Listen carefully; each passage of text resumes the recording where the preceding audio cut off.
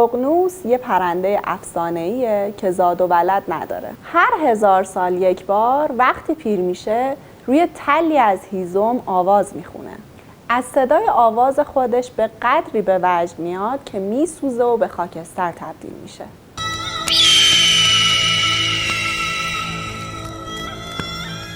بعد از همون خاکستر دوباره متولد میشه. تاریخ فلات ایران شبیه تولدهای چندباره ققنوسه. بعد از هر بار شکست دوباره از میون خاکستر قد علم میکنه.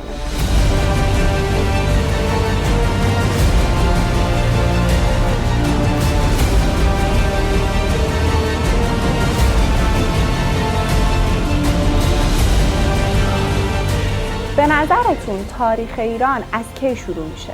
احوال ایران پیش از تاریخ مثل باقی مناطق جهان گنگ و تاریکه و فقط میشه از طریق اکتشافات باستانشناسی بهش پی برد.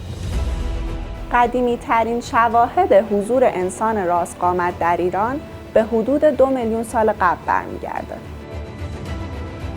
از حضور انسان نئاندرتال در ایران هم مستنداتی وجود داره، مثل پناهگاه‌های صخره‌ای و دست‌سازه‌هاشون. استخوان ساعده نئاندرتال توی غار بیستون کشف شده و مهمتر از همه بقایای نئاندرتال ها که در غار شانه در زاگرس به دست اومده که بزرگترین مجموعه‌ایه که تا به امروز از انسان نئاندرتال در جهان کشف شده. انسان هوشمند حدود 200,000 سال قبل توی آفریقا قد علم کرد و از حدود 27,000 سال پیش به طرف جنوب غرب و جنوب شرق آسیا کشیده شد و به تدریج توی سراسر جهان پخش شد. ایران یکی از مناطقی است که انسان هوشمند برای زندگی انتخاب کرد.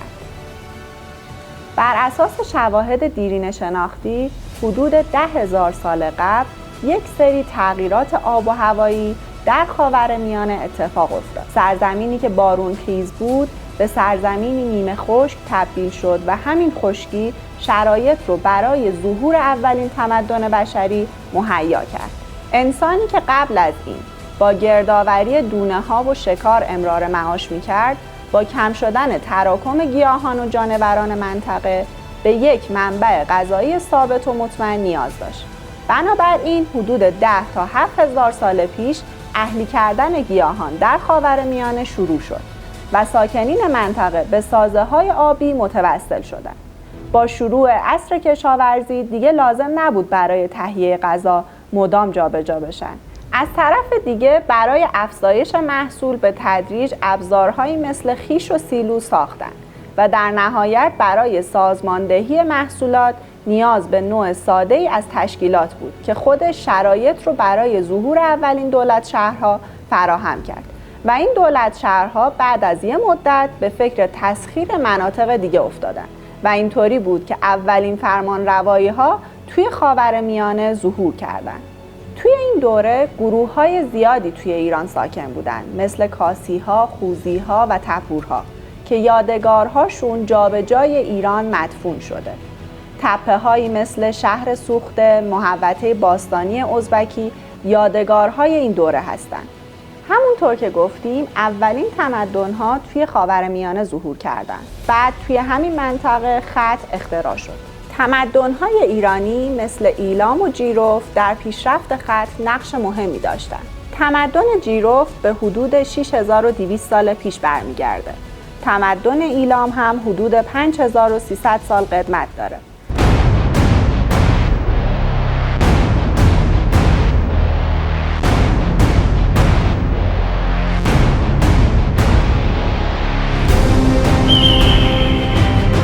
ایلامی‌ها 3000 سال با حکومت‌های بین‌النهرینی کشمکش نظامی، داد و ستد تجاری و تعاملات فرهنگی داشتند. بارها بین‌النهرینی‌ها به ایلام هجوم آوردند و متقابلاً ایلامی‌ها به طرف بین‌النهرین لشکرکشی کردند. ایلامی‌ها سازه‌های آبی بی‌نظیر، مناسبات اجتماعی متفاوتی داشتند که میتونه مایه اعجاب انسان امروزی بشه.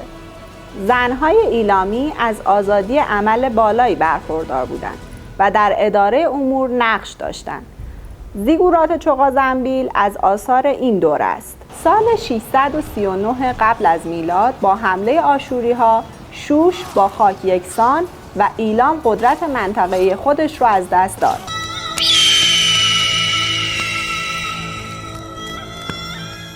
آریایی‌ها حدود 2200 سال پیش وارد فلات ایران شدند. مادها، پارسی‌ها، پارتی‌ها و سکاها معروف‌ترین اونها بودند. تا مدت‌ها تحت سیطره ایلامی‌ها و آشوری‌ها قرار گرفتند. فرمانروایان بین النهرینی به صورت مداوم به کوهستان‌های زاگرس حمله می‌کردند. به همین خاطر اقوام ساکن این منطقه اتحادیه‌ای تحت عنوان اتحادیه مانایی ایجاد کردند، اما همچنان به صورت انفرادی در برابر آشوری‌ها وارد عمل می‌شدند. این رویه ادامه داشت تا اینکه دیاکو اولین پادشاه ماد توانست مردم منطقه رو متحد کنه. دیاکو جلوی آشوری‌ها ایستاد و هرچند بعدها اسیر و تبعید شد، اما حکومتی رو پایه‌گذاری کرد که سال 612 پیش از میلاد باعث و بانی سقوط آشوری‌ها شد و بالاخره سیطره بین النهرینی‌ها روی فلات ایران تموم شد.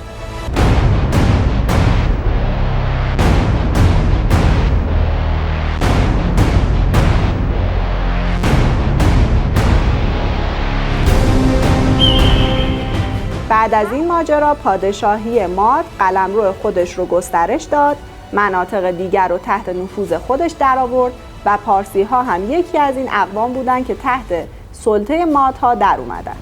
کوروش بعدها برای خلاصی پارسا از سلطه ماد علیه حکومت پدر بزرگش آخرین شاه ماد شورش کرد. وقتی کوروش کبیر مادها رو تحت سلطه خودش درآورد، لیدی ها و بابلی ها به نفع مادها وارد جنگ شدند، اما مغلوب نیروهای پارسی شدند. به این ترتیب اولین امپراتوری جهان بنا شد. کوروش کبیر با ورود به این مناطق نه تنها قتل و غارت نکرد، بلکه به عقاید و مقدسات اونها احترام گذاشت و اقوامی مثل یهود که تحت استثمار بابلی ها بودند رو هم آزاد کرد. پادشاهان هخامنشی از رفتار نیک کوروش تبعیت کردند و کوروش تونست بیش از 200 سال به بخش عمده‌ای از مناطق شناخته شده جهان اون روز با مدارا و تسامح مذهبی حکومت کنه. اما مقدونیه که یکی از مناطق تحت سلطه هخامنشیان بود، تونست مستقل بشه و کمی بعد اسکندر مقدونی به طرف ایران حمله کرد و تونست داریوش سوم رو توی سه نبرد شکست بده. داریوش سوم به طرف شرق گریخت و کشته شد.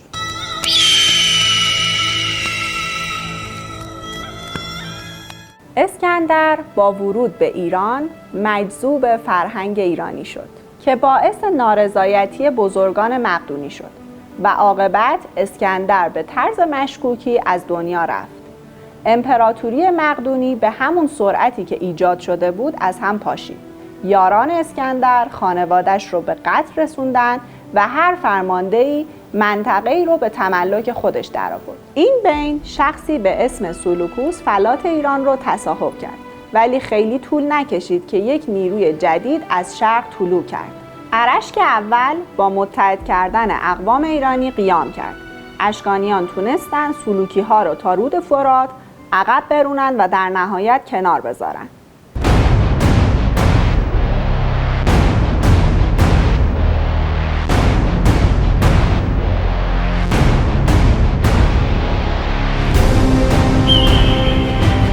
همزمان با پارتی‌ها امپراتوری هان توی چین قدرت گرفت و حدود 2 قرن بعدش امپراتوری روم توی ایتالیا شکل گرفت.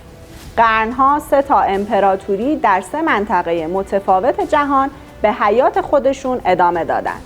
امپراتوری روم علیرغم لشکرکشی‌های مداوم هیچ وقت نتونست بر پارتیان مسلط بشه. مشهورترین تلاششون هم ماجرای لشکرکشی کراسوس و مقابله سورنا سردار ایرانی بود. کراسوسی که میخواست موفقیت اسکندر رو تکرار کنه. پارتی ها سوارکارهای قابلی بودند و مهارت بی‌نظیری در تیراندازی داشتند. حکومت 500 ساله اشکانی که طولانی ترین سلسله ایرانیه رو میشه یه حکومت فدرال دونست. به این خاطر که تصمیم های مهم حکومتی توسط 7 خاندان بزرگ در مجلس مهستان گرفته میشد و این خاندان‌ها در اداره مناطق خودشون مستقل بودند. در دوره اشکانی در کنار پیروان زرتشت، مؤمنین میترا، مسیحی‌ها و یهودی‌ها و حتی پیروان ادیان بدوی‌تر در سراسر امپراتوری زندگی می‌کردند. اواسط قرن سوم میلادی خاندان جدیدی زمام امور رو به دست گرفت. اردشیر بابکان، بنیانگذار ساسانیان، اولین حکومت دینی و طبقاتی ایران رو ایجاد کرد. توی این دوره طرح‌های عمرانی وسیعی صورت گرفت، مثل پل و بند و شهرسازی‌های گسترده. قیام‌ها و انقلاب‌هایی درون شاهنشاهی ساسانی رخ داد که در نوع خودشون اولین بودند، مثل قیام برابری خواهانه مزدک. شاهنشاهی ساسانی علی‌رغم فراز و فرودهای زیاد بیشتر از 400 سال عمر کرد. توی این مدت برتری خودش رو توی منطقه خاورمیانه حفظ کرد و تلاش رومی‌ها برای ورود به سرزمین‌های تحت نفوذ خودشون رو ناکام گذاشت. در یکی از همین تلاش‌ها والریانوس امپراتور روم اسیر شد و در برابر شاپور ساسانی زانو زد. بعدها خسرو پرویز تونست مرزهای ایران رو تا سرزمین‌های روم شرقی گسترش بده. خسرو پرویز با دسیسه شیرویه کشته شد و جانشینانش وارد بازی تاج و تخت شدند، بیخبر از اینکه طوفانی در راهه. طی 5 سال 10 پادشاه و 2 ملکه به تخت نشستند. همون موقع که خاندان سلطنتی درگیر جنگ‌های فرسایشی داخلی بودند، نیروی جدید در عربستان ظاهر شد و طولی نکشید که به مرزهای ایران رسید. در نهایت یزدگرد سوم، آخرین شاهنشاه ساسانی، قدرت رو به دست گرفت، اما دیگه توانی برای ایران باقی نمونده بود. در نتیجه بعد از 3 نبرد بزرگ، مقاومت منسجم ایرانی‌ها در هم شکست و مسلمان‌ها وارد ایران شدند. یزدگرد سوم به طرف شرق فرار کرد و در آسیابی کشته شد.